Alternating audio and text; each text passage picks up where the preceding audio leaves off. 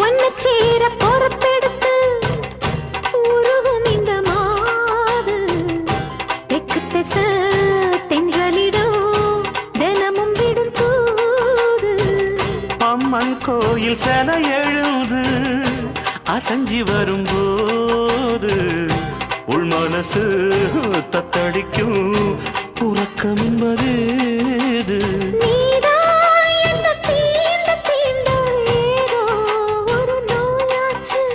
நான் தான் உன்னை சீண்டி சீண்டி பார்த்து ரொம்ப நாளாச்சு கொஞ்சம் இடம் கொடுத்த பச்சை கொடி பிடிச்சா எத்தனையோ வித்தைகளை இப்பவே நீ காட்டிடுவே செந்தூர பாண்டிக்கோ